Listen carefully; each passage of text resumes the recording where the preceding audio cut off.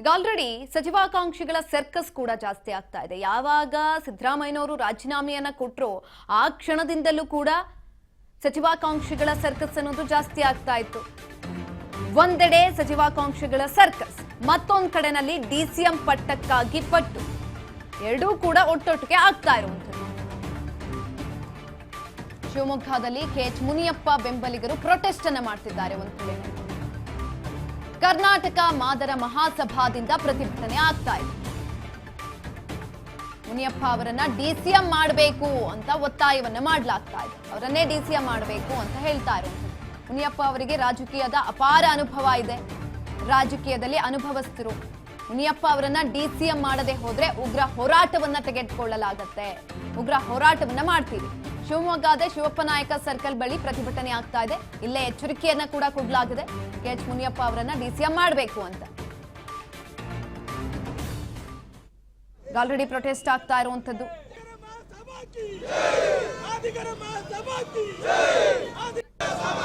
ಕರ್ನಾಟಕದ ಬೆನ್ನೆಲುಬೆ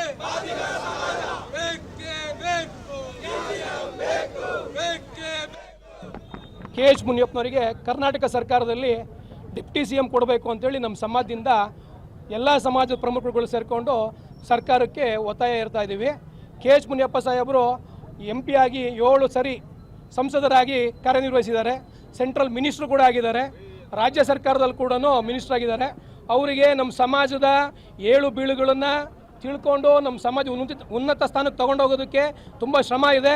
ನಮ್ಮ ಸಮಾಜದ ಪ್ರಮುಖ ಮುಂಚೂಣಿಯಲ್ಲಿದ್ದಾರೆ ಹಿರಿಯ ನಾಯಕರು. ಕೆಎಚ್ ಮುನಿಯಪ್ಪರಿಗೆ ಡೆಪ್ಟಿ ಸಿಎಂ ಕೊಡಬೇಕು, ಅವರಿಗೆ ಕೊಡಬೇಕಾಗಿ ಇಡೀ ಸಮಾಜ, ಇಡೀ ಕರ್ನಾಟಕ ರಾಜ್ಯದಾದಂಥ ಕೆಎಚ್ ಮುನಿಯಪ್ಪನವರಿಗೆ ಡೆಪ್ಟಿ ಸಿಎಂ ಕೊಡಬೇಕು ಅಂತ ಕೇಳ್ಕೊಳ್ತಾ ಇದ್ದೀವಿ. ಕೆಎಚ್ ಮುನಿಯಪ್ಪನವರಿಗೆ ಕರ್ನಾಟಕ ಸರ್ಕಾರದ ಕರ್ನಾಟಕದ ಬೆನ್ನೆಲುಬೆ ಮಾದಿಗ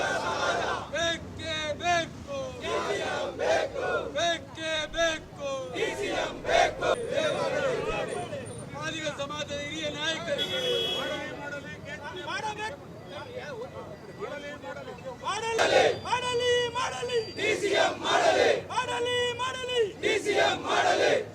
ಮುನಿಯಪ್ಪ ಸಾಹೇಬ್ರಿಗೆ ಮುನಿಯಪ್ಪ ಸಾಹೇಬ್ರಿಗೆ ಮುನಿಯಪ್ಪ ಸಾಹೇಬ್ರಿಗೆ ಮಾಡ್ಬೇಕಪ್ಪ, ಮಾಡಬೇಕು, ಮಾಡ್ಬೇಕಪ್ಪ, ಮಾಡಬೇಕು.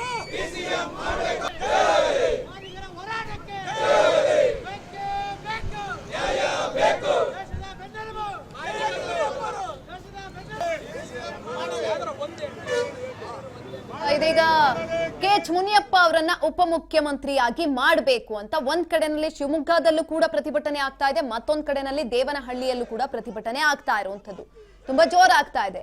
ನೀವು ಅವರನ್ನ ಉಪಮುಖ್ಯಮಂತ್ರಿಯಾಗಿ ಘೋಷಣೆ ಮಾಡ್ಲಿಲ್ಲ ಅಂತ ಅಂದ್ರೆ ನಮ್ಮ ಹೋರಾಟ ಉಗ್ರ ಆಗತ್ತೆ ಅಂತ ಅವರ ಅಭಿಮಾನಿಗಳು ಇದೀಗ ಪ್ರೊಟೆಸ್ಟ್ ಅನ್ನು ಮಾಡೋದಕ್ಕೆ ಮುಂದಾಗಿದ್ದಾರೆ.